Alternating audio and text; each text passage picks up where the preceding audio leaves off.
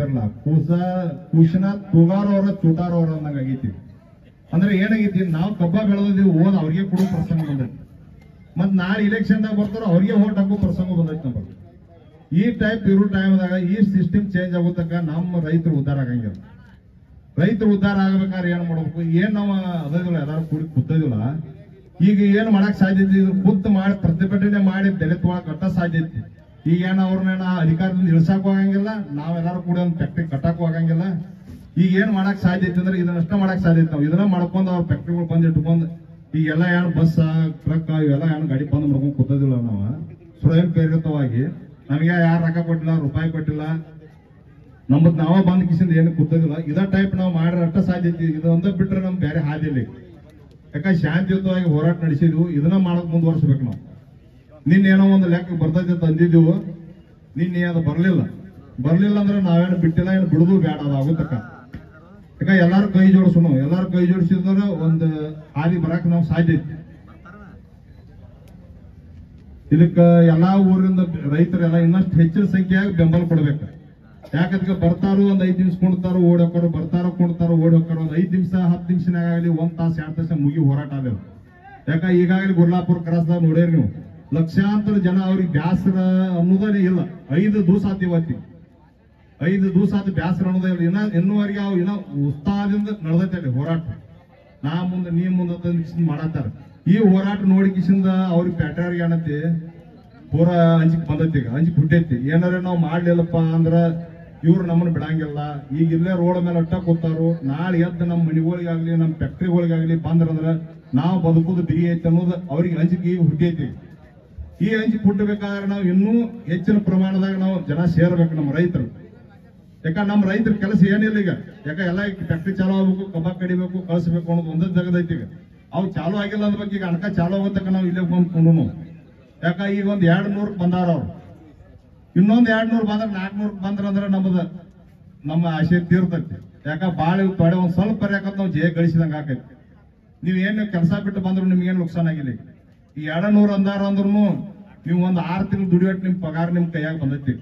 ಇನ್ನೊಂದ್ 200 ಅಂದ್ರಂತೂ ನೀವು ವರ್ಷ ತಕ್ಕ ದುಡಿಯೋಟ್ ಪಗಾರ ನಿಮ್ಗೆ ಸಿಗ್ತೈತಿ. ಅದಕ್ಕಾಗಿ ಯಾರು ನಿರಾಶೆ ಅಂತೂ ಆಗೋ ಅವಶ್ಯಕತೆ ಇಲ್ಲ. ಯಾಕ ನಮ್ಮ ರೈತರ ಮುಖಂಡರು ದಿಟ್ಟ ನಿರ್ಧಾರ ತಗೊಂಡಾರು. ಆ ನಿರ್ಧಾರಕ್ಕೆ ನಾವೆಲ್ಲರೂ ಬದ್ದಾಗಿದ್ದೀವಿ ಅಂದಪ್ಪ ಅಂದ್ರೆ ನಮ್ಗೆ ಪಗಾರ ಸಿಗ್ತೈತಿ. ಪಗಾರ ಸಿಗ್ತೈತಿ ಅಂದ ಬಗ್ಗೆ ಎಲ್ಲಾರು ಬರ್ಬೇಕೋ ಬರ್ಬಾರ್ದ? ಬರ್ಬೇಕು. ನೀವೆಲ್ಲ ಬಂದ್ ಒಂದ್ 5-10 ನಿಮಿಷ ಕೂತ್ ಓಡಿ ಹೋದ್ರ ಆಗಂಗಿಲ್ಲ. ಅದು ಬರ್ರಿ ಎಲ್ಲಾರು ತಟ್ಟ ಹಸಾರು ವಿಧಿ ಪದ ಸಿರ್ಕೊಂಡು ಬರ್ರಿ, ಕೂತ್ ನಿಮಗ್ ತಿಳಿದು ನೀವು ಒಂದ್ 4 ಜನ 4 ಮಾತು ಮಾತಾಡ್ಬರ್ರಿ. ಯಾಕ ಎಲ್ಲರಿಗೂ ಗೊತ್ತಾಗ್ಬೇಕು ಯಾರ್ಯಾರ ಮನುಷ್ಯನಾಗ ಏನೇನೈತೆ ಅನ್ನೋದು ಒಂದ್ ಸ್ವಲ್ಪ ಮಂದಿ ಜನರಿಗೆ ಗೊತ್ತಾಗಬೇಕು. ಎಲ್ಲಾ ದಾನಿಗಳು ಅಣ್ಣ ಹಾಕತ್ತಾರ. ಇಲ್ಲಿ ಹಾರುಗಿರಿ ಅಂದ್ರೆ ಇದು ದೇವ್ರ ಕೊಂಡನ 10 ಜನ ಆಶೀರ್ವಾದ ಐತಿ. ಅದು ಈ ಏನ್ ನಾವ್ ಎಲ್ಲಿ ಚಾಲು ಮಾಡಿದ್ವಿ ಕೇಳ್ರಿ, ಸಂಗೊಳ್ಳಿ ರಾಯಣ್ಣ ಪಾದ ಕೆಳಗಡೆ ಏನ್ ನಾವು ಈ ಫಂಕ್ಷನ್ ಹೊಡಿದಿಲ್ಲ, ಇದಕ್ ಬಾಳ ಬೆಲೆ ಐತಿ. ಯಾಕಂತ ಕೇಳ್ರಿ, ನಾವು ಈಗ ನಿನ್ನೆ ಬರೀ ನಾವು ಒಂದು ಸ್ವಲ್ಪ ಒಂದ್ 4-6 ಜನ ಕೂಡ ಏನು ಸ್ಟಾರ್ಟ್ ಮಾಡಿದಿವ್ರಲ್ಲ, ಈಗ ಸಾವಿರಾರು ಜನಕ್ಕೆ ಹೋಗೈತಿ. ಹಣ್ಣಂತೂ ಇನ್ನ ನಾವು 4 ದಿವಸ ತಿಂದ್ರು ಈ ಹಾರುಗಿರಿ ಕೊಟ್ಟಾದ ನಾವು ಆಗಂಗಿಲ್ಲ. ಆಟ ಆ ನಮೂನಿ ದುಡ್ಡು ಬಳಿ ಆಗೈತಿ, ಅಕ್ಕಿನೂ ಬಳಿ ಆಗ್ಯಾವು. ಈಗ ನೋಡ ಪ್ಯಾರಡೈಸ್ ಬೇಕ್ರಿ ಅವರ ಸಾಯಂಕಾಲ ಜಿಲೇಬಿ ಕೊಡ್ತಂದ್ರು, ಕೊಡ್ತಾರಂದಾರು, ಇನ್ನೂ ಕೊಡ್ತಾರು. ಇದೇ ಬರ್ತಾರ ಟವೆಲ್ಗಳು ಕೊಟ್ರು, ಬಾಳೆಹಣ್ಣು ಕೊಡತ್ತಾರು, ನೀರಿನ ಬಾಟ್ಲೆಗಳು ಕೊಡತ್ತಾರು.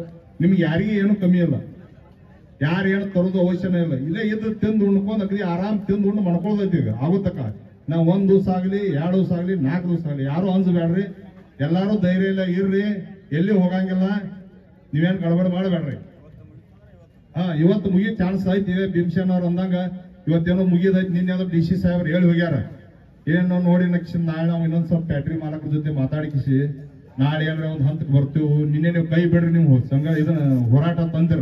ಯಾಕಂದ್ರೆ ನಮ್ಮ ರೈತರ ಮುಖಂಡ್ರೆ ಏನಂದ್ರೆ ಗೊತ್ತೇನ, ನಮ್ಗೆ ಇನ್ನೂ 1 ದಿವಸ ಬಿಟ್ಟು 2 ದಿವಸ ತ್ರಾಸಾಗಲಿ, ನೀವು ಬಂದ ಅದನ್ನ ಹೇಳಿ ಘೋಷಣೆ ಆಗೋ ತನಕನ ನಾವು ಇದನ್ನ ಸರಿಯಂಗಿಲ್ಲ ಅಂತಂದ ಒಂದು ದಿಟ್ಟ ನಿರ್ಧಾರ ತಗೊಂಡಾರು.